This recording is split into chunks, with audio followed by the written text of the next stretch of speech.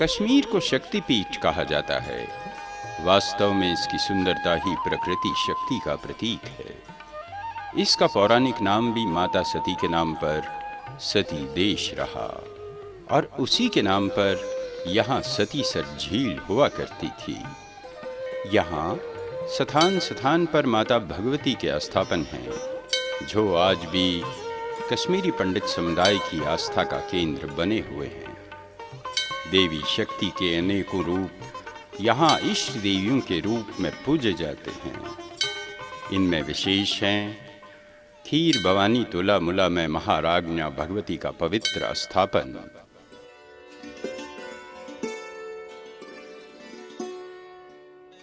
ख्रऊ में माता ज्वाला जी, हंदवाड़ा स्थित भद्रकाली स्थापन, खनबरन में श्री त्रिपुर सुंदरी धाम, अकिन गांव में शिवा भगवती व बालहमा में श्री बाला देवी जी। इन्हीं स्थापनों में जिस स्थापन को शक्ति का केंद्र माना जाता है वो है श्रीनगर के मध्य प्रद्युम्न पीठ हारी पर्वत पर स्थित श्री राजराजेश्वरी चक्रेश्वरी शारिका भगवती का धाम चक्रेश्वर, जहाँ विश्व में व्याप्त शक्ति का प्रतीक एक स्वयंभू श्री चक्र मुद्रित है।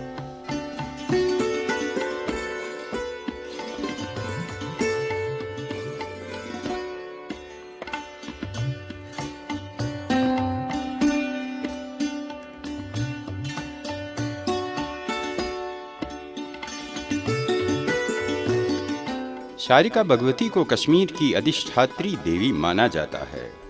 कहा जाता है कि कश्मीर स्वयं शारिका का ही रूप है और शाक्त विमर्श के रहस्यवाद के अनुसार इस प्रदेश का शाक्त नाम गुप्त रखने के लिए शारिका शब्द के अक्षरों को उल्टा कर कशीर नाम रखा गया है।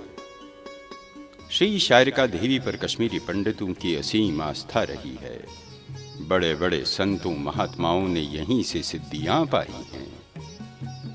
हारी पर्वत को सुमेरु पर्वत माना जाता है, जहां 84 लाख देवी देवता विराजमान हैं, जहां से जगदम्बा श्री चक्रेश्वरी इस विश्व का कारोबार चलाती हैं।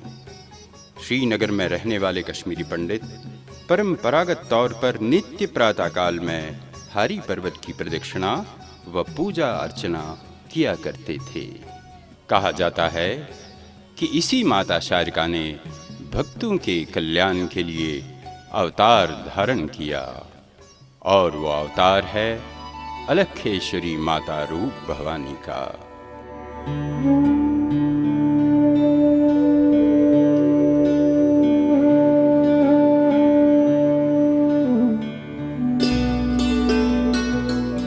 अलखेश्वरी के अलंकार से सुसज्जित माता रूप भवानी शारिका भगवती का अवतार होने के साथ साथ प्राचीन संस्कृति, कश्मीर के शैव शास्त्र, भारतीय दर्शन, आध्यात्मिकता व मानवता का प्रकाशमयी प्रतीक थीं। माता रूप भवानी की कथा 17वीं शताब्दी के पुराने श्रीनगर शहर से शुरू होती है, जब कश्मीर पर मुगल सूबेदार इरादत खान का शासन हुआ करता था। धर्म की ज्योति टिमटिमाती हुई नजर आ रही थी, परंतु कश्मीरी पंडित समुदाय को श्री शारिका भवानी पर अटूट विश्वास था और वो उसकी आराधना में लगे हुए थे। इन्हीं श्रद्धावान पंडितों में से एक थे ददमर सफाकदल श्रीनगर में रहने वाले पंडित माधवजू धर। संपन्न तथा विद्वान होने के साथ ही माधवजू धर माता शारिका के अनन्य भक्त भी थे। वो प्रतिदिन अमृत वेला में ही हारी पर्वत की प्रदक्षिणा के लिए जाया करते थे और देवी की पूजा अर्चना किया करते थे। कहा जाता है कि एक दिन देवी माधवजू की भक्ति से प्रसन्न हो गईं और नवदुर्गा की पृथ्वी के दिन बालिका रूप में दर्शन दे उनकी गोद में बैठ वर मांगने को कहा। माधवजू ने उत्तर में कहा, माता आप मेरे घर इसी रूप में अवतार लें। माता तथा अस्तु कहकर अंतर्ध्यान हो गई और 9 महीने बाद माधव जो धर और संपत मर्ज के यहाँ एक सुंदर रूपवती कन्या ने जन्म लिया, जिसका नाम रूपा या रोप रखा गया। माता रूप भवानी आज से लगभग 400 वर्ष पूर्व अवतरित हो गई। उनका जन्म सन 1621 ईस्वी अर्थात विक्रमी संवत 1677 की ज्येष्ठ मास की पूर्णमासी को खानकाहे सोख्ता सफा कदल श्रीनगर में हुआ।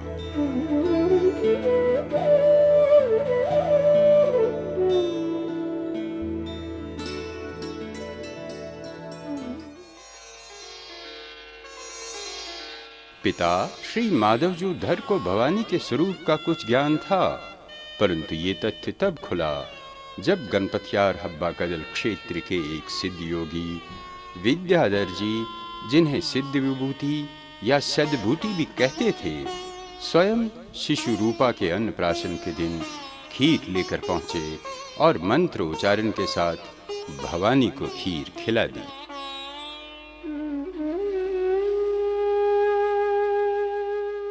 रूप भवानी बाल्यकाल से ही तेजवान, रूपवती तथा प्रबुद्ध थीं और दिन रात ईश भक्ति में लीन रहा करती थीं। उन्होंने पूज्य गुरुवरों से वेद शास्त्रों का ज्ञान अर्जित किया तथा समयानुसार संस्कृत, हिंदी, उर्दू तथा फारसी भाषाओं का ज्ञान भी प्राप्त किया।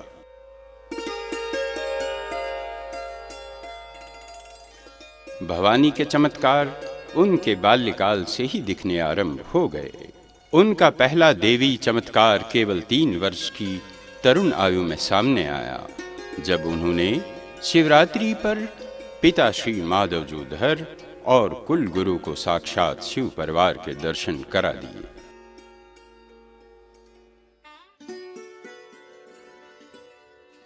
हुआ यूं कि माधवजू वितस्ता के उस पार रहने वाले अपने मित्र एक मुसलमान सूफी बुजुर्ग आखून मुल्ला सईद शाह तैयब साहब के पास प्रायः आध्यात्मिक विषयों पर विचार विमर्श करने के लिए जाया करते थे।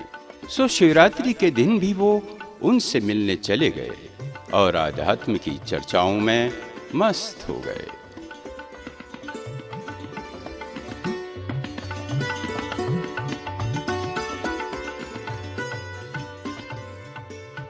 बातों बातों में ही शाम हो गई। माधवजू बेकरार हो गए, क्योंकि उन्हें शिवरात्रि की पूजा संध्या काल से ही आरंभ करनी थी। हजरत तैयब साहब पहुंचे हुए सूफी संत थे। वो अंतर्दृष्टि से रूप भवानी के स्वरूप को पहचानते थे। उन्होंने पंडित माधवधर को रूपा के लिए कुछ तिल देकर खड़ाओं पर चलकर दरिया पार करने की सलाह दी। माधवजू ने वैसा ही किया और फौरन घर पहुंच गए। वो तब और भी विस्मित हो गए जब नन्ही रूपा ने आते ही उनसे तैयब साहब के दिए तिल मांग लिए। असली चमत्कार तब हुआ जब सचंदनाथ भैरव महाराज ने स्वयं हाथ बढ़ाकर वो तिल स्वीकार कर लिए। रूप भवानी अपने पिता श्री माधवजू के साथ एक बार आली कदल श्रीनगर में रहने वाले एक उच्च संत ऋषपीर के दर्शन करने चली गई। ऋषपीर उस समय कश्मीर के पहुंचे हुए संत थे, जिनके दर्शनों को रोज भक्तों की भीड़ आया करती थी, जिन्हें वो भुने हुए धान का प्रसाद दिया करते थे। बालिका रूप भवानी उनकी खड़ाओं से खेलने लगी, जिस पर ऋषपीर ने उन्हें बहुत डांटा। बाद में जब निकलते वक्त ऋषिपीर ने उन्हें भुने धान का प्रसाद दिया तो देवी ने कहा, आखिर द्राख लायु गुरु, कि आखिर तुम धान बुनने वाले ही निकले। ऋषिपीर ये सुनकर सन्न रह गए और देवी के स्वरूप को पहचान गए।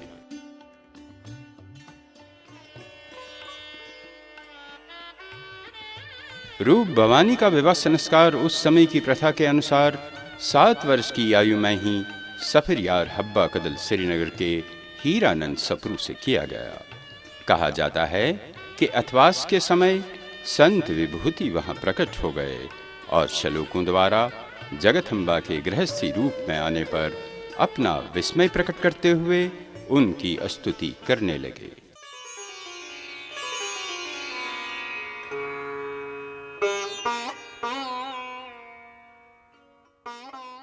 गृहस्थ आश्रम में प्रवेश करने के पश्चात भी माता रूप भवानी ने ईश भक्ति, पूजा पाठ तथा साधना का मार्ग नहीं छोड़ा। अब तक वो एक काष्ठावान योगिनी बन चुकी थी। कहा जाता है कि उनका पति हीरानंद सप्रू एक मंदबुद्धि व्यक्ति था और उनकी सास जाहिल तथा गंवार।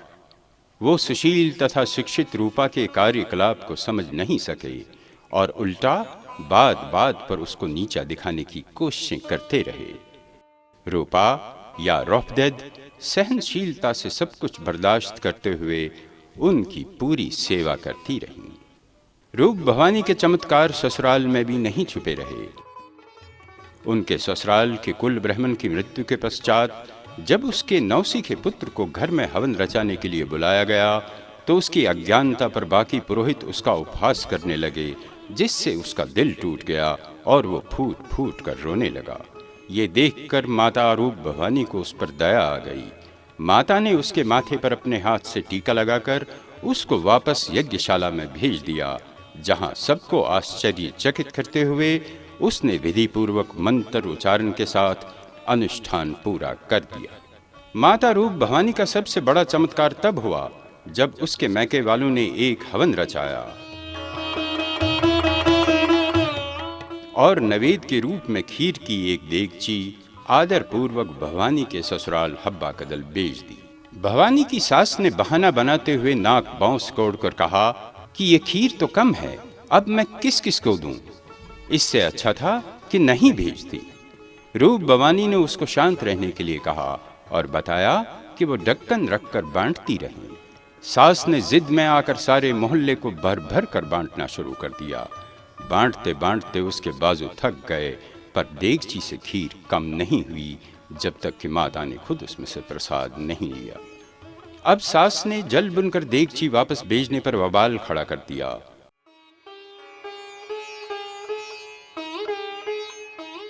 रूप भवानी ने चुपचाप देगची उठाई और वितस्ता पर धोने चली गई। धोकर रूप भवानी ने यह कहते हुए देगची को दरिया में बहा दिया कि जाओ, इस समय मेरे पिता माधवजूधर दरिया घाट पर संध्या कर रहे हैं, उन्हीं के पास जाओ। देगची दरिया की रवानी के साथ बह निकली और श्रीनगर के कई क्षेत्रों से गुजरती गई। अंततः वो बिल्कुल ददमर सफाकदल के घाट पर आ रुकी, जहां पंडित माधवजूधर सचमुच संध्या कर रहे थे।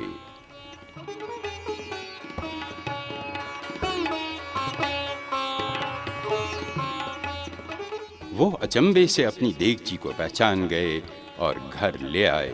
वह साथ ही उन्होंने रूपा का कुशल मंगल पूछने के लिए एक नौकर हब्बा कदल उसके ससुराल में भेज दिया।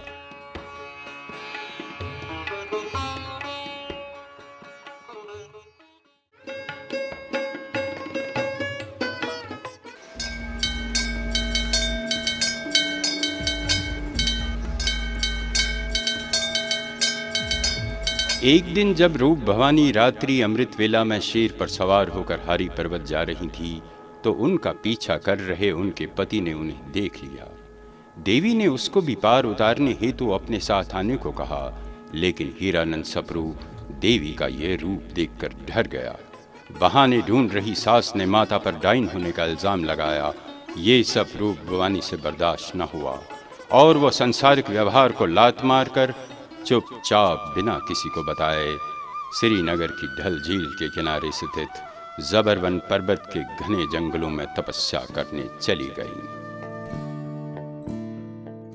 जबरवन के इन जंगलों में माता रूप भवानी ने 12.5 वर्ष तक घोर तप किया। कहा जाता है कि इस क्षेत्र में कोई जल स्रोत नहीं था, जिसके कारण माता को तपस्या में कठिनाई आ रही थी। सो उन्होंने अपनी देवी शक्ति से यहाँ एक जल कुंड या चश्मा निकाला, जिससे कल कल करता हुआ शीतल मधुर व स्वच्छ जल निकल पड़ा। इस चश्मे को उन्हीं के नाम पर चश्मे साहिबी कहा जाने लगा।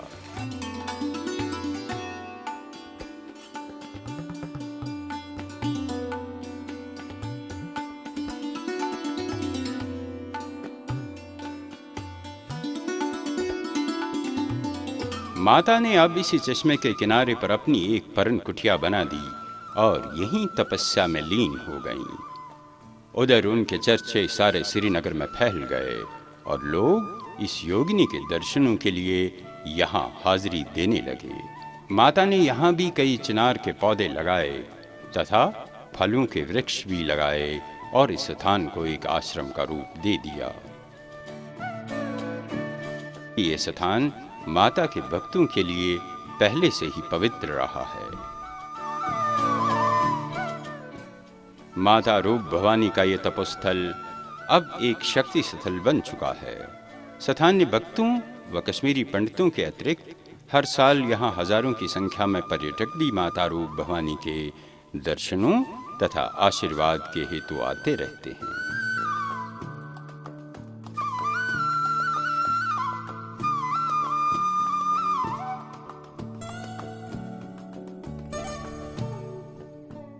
अलग साहिबा ट्रस्ट ने जहां इस स्थान को सुसज्जित रखने के लिए व्यवस्था कर रखी है, वहीं वो वर्ष में एक बार यहां हवन भी आयोजित करता है, जिसमें देश विदेश के श्रद्धालु भाग लेते हैं।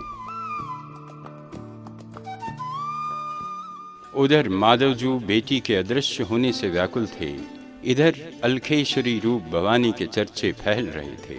जब ये समाचार पंडित माधवधर के पास पहुंचा तो वो ममतावश दौड़े दौड़े आए और अपनी लाडली से घर लौटने का आग्रह करने लगे, लेकिन सांसारिक व्यवहार से परे महायोगिनी रूप भवानी ने वापस लौटने से इनकार कर दिया।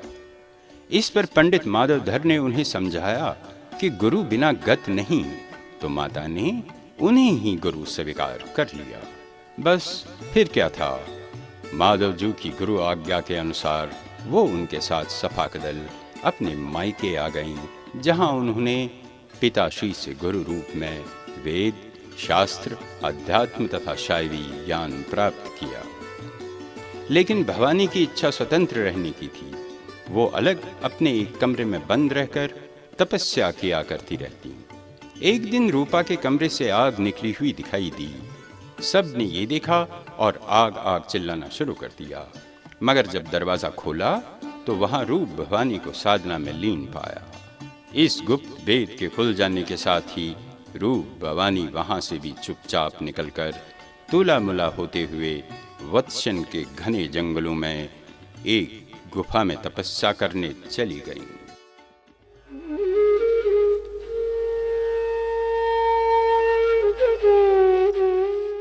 ये वही स्थान है जहां माता एक गुफा में रहती थी, जिसमें एक कलकल करता हुआ चश्मा बह निकलता था।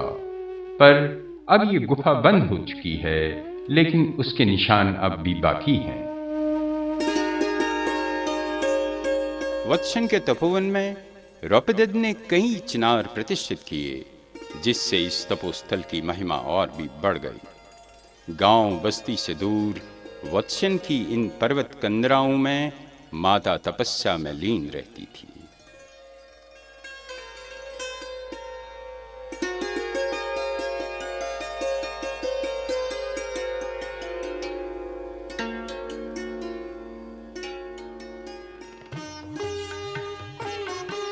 वत्सन में ही माता रूप भवानी ने एक चश्मा निकाला, जिससे वो अपनी आवश्यकताएं पूर्ण करती थी।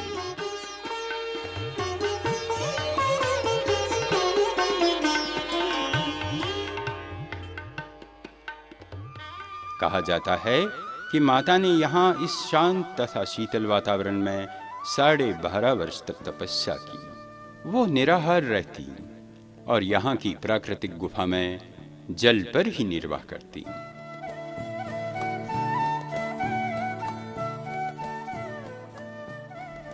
वत्सन का ये चश्मा या कुंड आज भी जन जन के लिए सर्वश्रेष्ठ है, क्योंकि इससे चमड़ी के रोगों का इलाज होता है।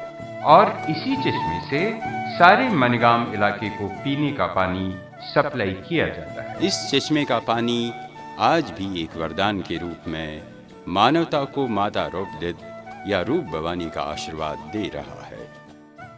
कहा जाता है कि माता रूप भवानी कठिन स्थानों पर अपना जप तप करती रही। रौपदद ने सांसारिक व्यवहार से दूर रहकर जहां घोर तपस्या की, उनमें से एक स्थान है मानिगाम के ऊपर ऊंची पहाड़ी पर स्थित गोसोइन बोई, जहां आश्चर्यजनक तौर पर पहाड़ की ऊंचाई पर वन वृक्षों तथा झाड़ियों के मध्य 2 चिनार नजर आते हैं। इतनी ऊंचाई पर स्थित इन चिनारों की खोह में संभवतः जोगी महात्मा या गोसाई वास और तपस्या किया करते थे।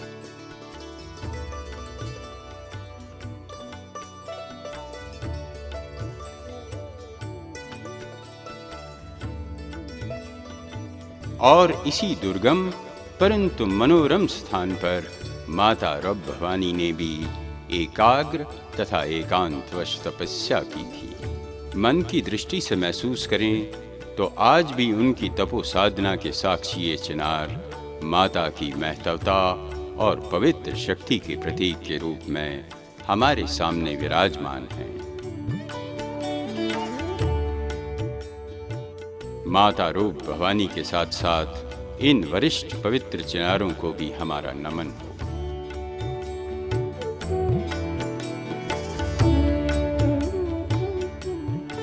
वत्सन में रहते हुए माता रूप भवानी लोगों की दृष्टि से अगोचर रहीं, जब तक एक चमत्कारिक घटना न घटी।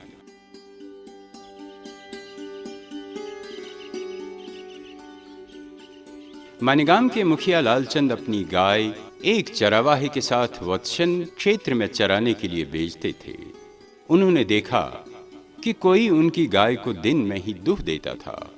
इसके बाद चरावाहे ने गाय का पीछा करना शुरू कर दिया तो देखा कि गाय एक तपस्विनी के आगे रखे हुए बर्तन में स्वयं अपने थनों से दूध गिराकर वापस आ गई।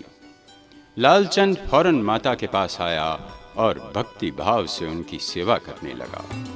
माता लालचंद के यहाँ मनगाम में रहने को राजी तो हो गई, लेकिन इस शर्त पर कि वो उसको घर से नहीं निकालेगा। अगर उसने ऐसा किया तो फिर वो वापस उसके घर नहीं आएगी और माता के वहाँ रहने से वो गरीब या मुफलिस हो सकता है। लालचंद ने सारी शर्तें मंजूर की और माता भक्त की श्रद्धा देखकर मानिगाम आकर लालचंद के यहाँ रहने लगी। मानिगाम में लालचंद के घर में रहकर भी माता ने चमत्कार किए। गांव में कहत पड़ी तो माता ने कुछ अनाज एक मिट्टी के बड़े बर्तन में डालकर कहा कि निकालते रहो, कम नहीं होगा। ऐसा ही हुआ। अनाज सारे गांव में बांटा गया पर कभी कम न हुआ। माता रूप भवानी प्राणियों पर किसी भी अत्याचार के विरुद्ध थीं। इसीलिए उन्होंने लालचंद को शिवरात्रि पर मछली आदि बनाने से मना कर दिया। किंतु लालचंद की बीवी ने रीति पालने के लिए कुछ मछलियां लाई और छुपा कर रख दी। जब वो उन्हें उठाने गईं तो देखा कि वो मछलियां जिंदा होकर दीवारों पर चढ़ने लगी हैं। अपनी गलती का एहसास होते ही वो माता के चरणों में गिर पड़ी। लालचंद के घर से निकलने के लिए माता ने अपनी माया दिखाई। अचानक एक रोज लालचंद के मकान में आग नमूदार हो गई और लालचंद माता को बचाने के लिए उसको बाहर निकाल आए। मुड़कर देखा तो आग गायब थी, लेकिन माता उसके बाद वापस उसके घर में नहीं गईं। कुछ समय के पश्चात माता रूप भवानी मनिगाम में शाहकुल्या के किनारे अपनी कुटिया बनाकर रहने लगी। वो इसी मनिगाम में कई वर्षों तक साधना में लीन रहीं और इस मनोरम स्थान को तपोभूमि की उपाधि दे दी, जहां हजारों भक्त माता के आशीर्वाद के हेतु आते रहते थे।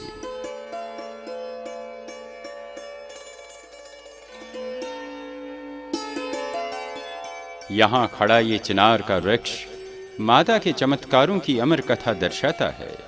कहा जाता है कि एक दिन रुपदेद शाहकुल के किनारे ध्यान मगन बैठी थी कि अचानक एक अधजली चिनार की टहनी बहती हुई आई।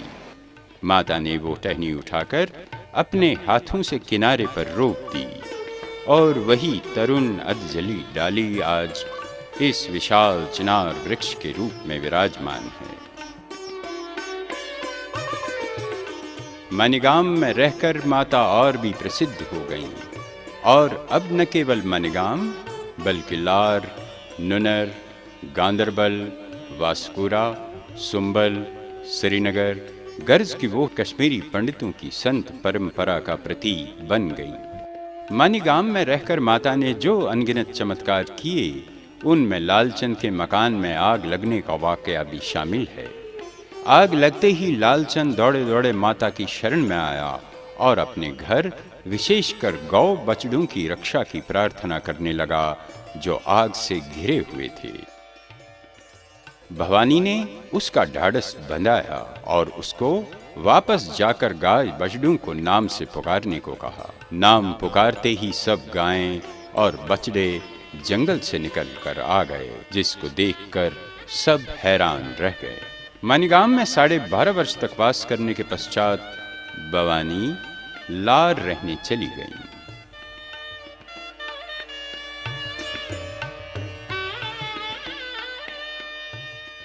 कहा जाता है कि भवानी पहले से ही मानीगाम से अपनी पूजा चटाई या चंगिज पर बैठकर शाहकौल से लार, वास्कुर और शादीपुर तक भी जाया करती थी। वो दैवी शक्ति से अपनी तैरती चटाई पर विचरण किया करती थी और इधर उधर घूमा करती थी। हिंदू और मुसलमान दोनों उनकी इस दैवी शक्ति को नमस्कार करते थे। इसी दौरान लार क्षेत्र में एक सूफी बुजुर्ग शाह सादिक कलंदर साहब रहा करते थे। कहा जाता है कि रोपदेद के पानी पर तैरने की बात जब शाह सादिक साहब तक पहुंची तो वो हैरान रह गए और खुद ये करिश्मा देखना चाहा।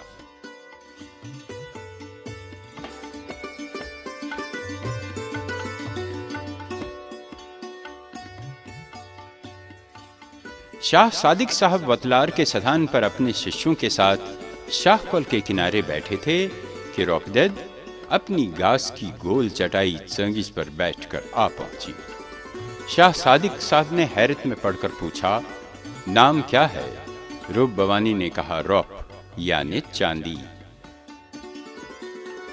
शाह साहब बोले, इस तरफ आओ तो सोना बना दूंगा। रूप भवानी ने जवाब दिया, इस तरफ आ जाओ, मुक्त कर दूंगी। इसके पश्चात शाह सादिक कलंदर साहब रूप भवानी का सम्मान करने लगे। लार में माता एक ईश्वर भक्त पंडित गंगाराम के घर पर वास करने लगी। बाद में माता ने लार में शाहकौल के किनारे अपनी एक कुटिया बनाई और चिनारों के इस मनोरम झुरमुट वाले उपवन को अपना तपोवन बना दिया, जिसके पास से कल कल करती हुई शाहकौल जैसे माता रूप भवानी की ईशता का मधुर संगीत सुनाती बह रही है। लार में रहकर माता रूप भवानी की ख्याति सारे कश्मीर में फैल गई। अब हजारों लोग, जिनमें पंडित व मुसलमान दोनों शामिल थे, रोपदेद के दर्शनों तथा आशीर्वाद के लिए आने लगे। आहिस्ता आहिस्ता रूप भवानी का लार का ये तपोवन भक्तों का आस्था स्थल बन गया, जहां धर्मशालाएं और लंगर भी अस्तित्व में आ गए और दिन रात इस चिनारों से भरे प्रांगण में पूजा पाठ व भजन कीर्तन की मधुर लहरें गूंजने लगी।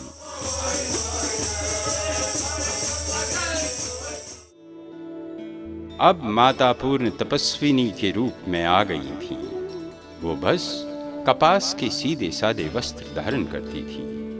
अब दर खानदान के साथ साथ समस्त कश्मीरी पंडित उनके अनुयायी तथा भक्त बन चुके थे। उनकी इस अवस्था के बारे में फारसी शायर लिखते हैं, मुनव्वर रोशन जहां दर जहां मुअत्तर ज बोयश गुल जा बजा, न ज़ेबो न जीनत तनश अज लिबास, फ़कीराना दर हर लिबास कपास। 12.5 वर्ष तक लार में रहने के बाद माता वास्कुर आ गईं, जहां उन्होंने और 12.5 साल गुजारे।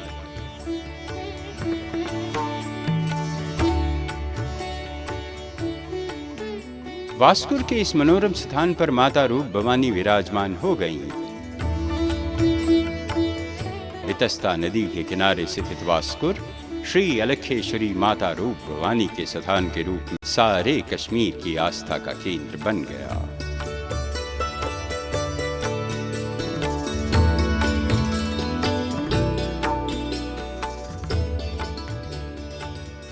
उनके भक्तों में हिंदू तथा मुसलमान दोनों समुदायों के लोग शामिल थे। भक्त समुदाय, विशेषकर धर वंशजों ने वास्कुर आने वाले भक्तों के लिए यहाँ धर्मशालाएं बनवाईं और खाने पीने की भी व्यवस्था कर दी।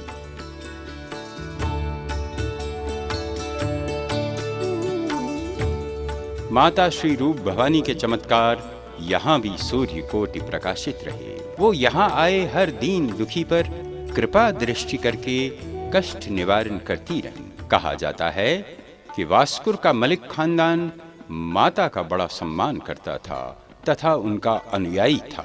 उनके यहाँ एक जन्म से अंधा लड़का था जिसकी माता रूप भवानी की सदा सेवा किया करती थी।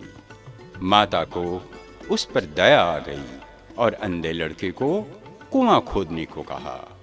जो ही उसने माता की आज्ञा के अनुसार कुएं से निकलता पानी अपनी आंखों पर लगाया तो उसकी आंखों में रोशनी लौट आई।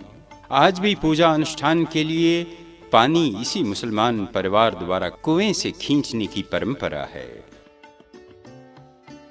क्योंकि यह अधिकार उनको स्वयं माता रूप भवानी ने दिया है। वास्कुर में भवानी ने जो चमत्कार किए उनमें बहलजू दर को विद्या देना सर्वश्रेष्ठ है। बालजू माता रूप भवानी के भाई लालजू दर का बेटा था, जिसको वास्कुर में माता की सेवा हेतु रखा गया था। बालदर बुद्धू जैसा था, मगर भक्ति भाव से परिपूर्ण रहकर माता की सेवा किया करता था। एक दिन जब भाई लालदर ने बालजू की अनपढ़ता पर दुख प्रकट किया तो माता को दया आ गई। माता श्री रूप भवानी ने बालजू दर को अपने सन्मुख एक पंडित की बांटती बिठाया और एक अनार की कलम हाथ में थमाकर लिखने को कहा, और जगदम्बा की कृपा से वो महाविद्वानों जैसे लिखने और बोलने लगा। वो पठान सूबेदारों की आंख का तारा बनकर दिल्ली के मुगल दरबार में एक ऊंचे ओहदे पर पहुंच गया।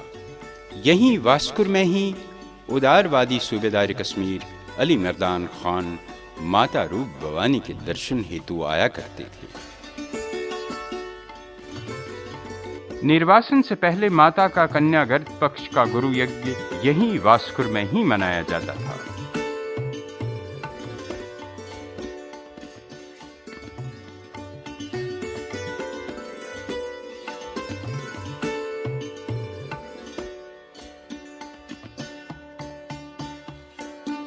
वास्कुर के पश्चात श्री माता रूप भवानी वापस सफाकदल श्रीनगर आ गई और अंत तक वहीं रही। ये वही स्थान है जिसको आज जन्मभूमि के नाम से जाना जाता है। जन्मभूमि स्थापन के ये पुरातन वर्ण माता के स्थान पर वास करने का प्रमाण देते हैं, और ये कुआं उन्हीं के दिनों का स्मरण करा रहा है। विशेष ये है कि ये भीमकाय पलाश या तूत का वृक्ष जिसने इस स्थापन पर छाया कर रखी है, अलग साहिबा के ही समय का है।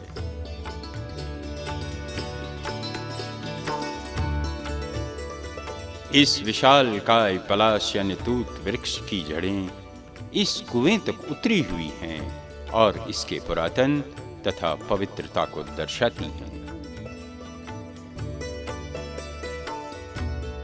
श्रीनगर के खानकाही सोख्ता के इसी क्षेत्र में माता रूप भवानी ने भौतिक संसार को त्याग दिया। सन 1721 ईस्वी यानी 1777 विक्रमी की माघ मास की कृष्ण सप्तमी को वो ब्रह्मलीन हो गई। उनके बारे में सबसे आश्चर्यजनक तथ्य ये है कि उनके देह छोड़ने के साथ ही हिंदुओं ने उनके दाह संस्कार की तैयारियां शुरू कर दी, लेकिन साथ ही मुसलमान भी ये जिद करने लगे कि वो एक मुसलमान आरिफा हैं, लिहाजा उनको दफनाया जाना चाहिए। जब विवाद बढ़ गया तो अचानक रूप भवानी उठ खड़ी हो गईं और सब में प्रसाद बांटने को कहा। इन्हें जीवित देखकर सारे लोग वहां से चले गए, जिसके बाद भक्तों को फौरन अर्थी तैयार करने को कह भवानी फिर से अंतर्ध्यान हो गई और अर्थी सफाकदल से नूरबाग शमशान घाट की ओर चल पड़ी। अर्थी थोड़ा चलने के बाद विश्राम करने हेतु नूरबाग शमशान के समीप रुक गई।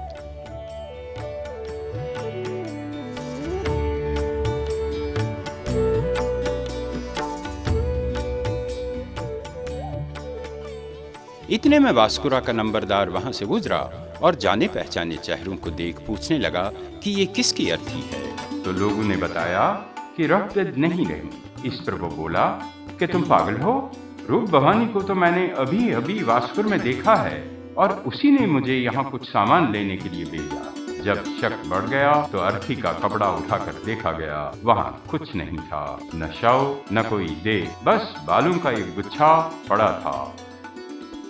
वो केशों का गुच्छा आज भी सौभाग्यवश सुरक्षित है। चूंकि बालों के गुच्छे को संस्कृत में अलग कहते हैं, लहजा माता रूप भवानी का नाम भी अलखेश्वरी पड़ गया। तो अब ये जम्मू में विराजमान है और हर अनंत चतुर्दशी को भक्तों के दर्शनों के लिए पूजा पाठ व भजन कीर्तन के साथ अपने स्थान से कुछ समय के लिए बाहर निकाला जाता है। उनके निर्वाण पर सूफी बुजुर्ग शाह सादिक कलंदर साहब ने इन शब्दों में अलख साहिबा को अपनी श्रद्धांजलि भेंट की थी। आरिफे ज़ात अलख अवतार, कालिबे अंसरी ख़ैश शिकस्त, करद परवाज़ सुए अर्श अज़ीम, बादिले नेक बरहमतश पैवस्त, हजार व सेह सद से अश्रो हफ्त के आं साहिबे नूर दर नूर रफ्त। अर्थात अलख अवतार तपस्विनी ने भौतिक आवरण छोड़ दिया और ब्रह्म की तरफ परवाज कर गई। हृदय में नेकी और दया भाव लिए वो साहिबे नूर नूर में समा गई।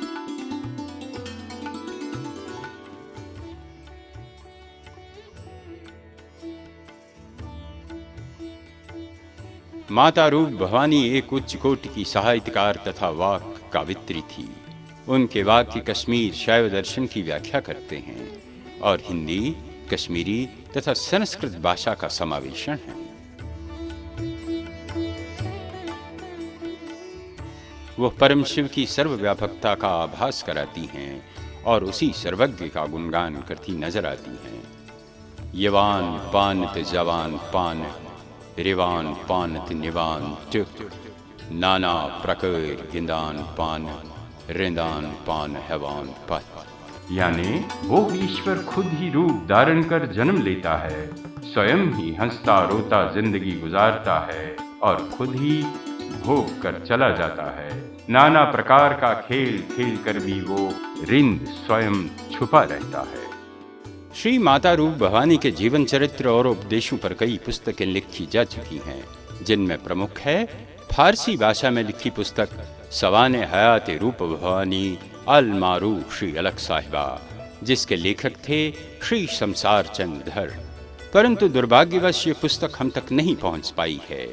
पर सफरयार हब्बा कदल श्रीनगर के मुंशी रघुनाथ दर ने सन 1937 में इसी नाम से इसका उर्दू अनुवाद प्रकाशित किया है। माता श्री रूप भवानी के काव्य तथा उपदेश पर आधारित रहस्य उपदेश नामक पुस्तक डॉक्टर शिवनाथ शर्मा द्वारा लिखी गई।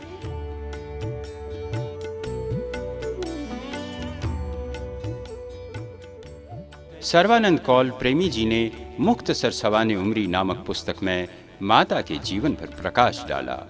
प्रमुख पुस्तकों में टी.एन. धर की पुस्तक रूप Bhavani life teachings and philosophy भी शामिल है। संस्कृत, हिंदी तथा कश्मीरी के अतिरिक्त श्री माता रूप भवानी ने फारसी भाषा में अनेक रचनाएं लिखी हैं, जिनमें से आज भी बहुत सी हमारे पास सुरक्षित हैं। अलख साहिबा श्री माता रूप भवानी के स्थापनों की देखरेख हेतु सन 1934 में श्री अलख साहिबा ट्रस्ट को स्थापित किया गया।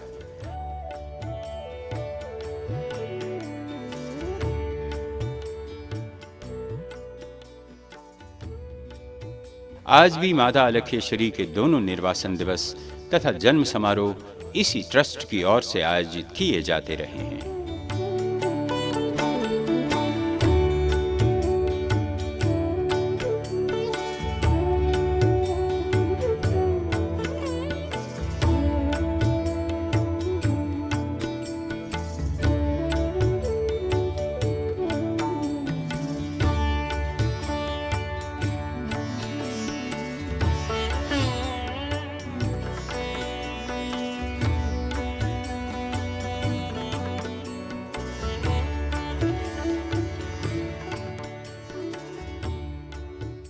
विस्थापन के बाद ट्रस्ट की तरफ से तीर्थ नगर तालाब तिलव जम्मू में रूप भवानी का एक भव्य मंदिर कम्प्लेक्स बनाया गया है, जहां श्री अलखेश्वरी तथा पंडित माधव धर की मूर्तियां प्रतिष्ठित हैं, जिनकी पूजा अर्चना होती है। ज्येष्ठ मास की पूर्णमासी को हर वर्ष हर्षोल्लास से यहाँ भवानी का जन्म दिवस मनाया जाता है, जिसमें हजारों भक्त जन भाग लेकर पुण्य प्राप्त करते हैं। यज्ञ, हवन, पूजा पाठ व अन्न नवेद इस समारोह के मुख्य आकर्षण होते हैं। इसी प्रकार महाघ कृष्ण सप्तमी अर्थात साहिब सप्तमी का परम उत्सव भी यहाँ अलख साहिबा ट्रस्ट के सानिध्य से परंपरागत ढंग से मनाया जाता है, जिसमें यज्ञ किया जाता है और हजारों भक्त माता की श्रद्धा पूर्वक पूजा करते हैं। यही साहिब सप्तमी पितृपक्ष में उसी श्रद्धा भावना तथा उत्साह के साथ मनाई जाती है, जिसमें अपार जन समूह भाग लेता है।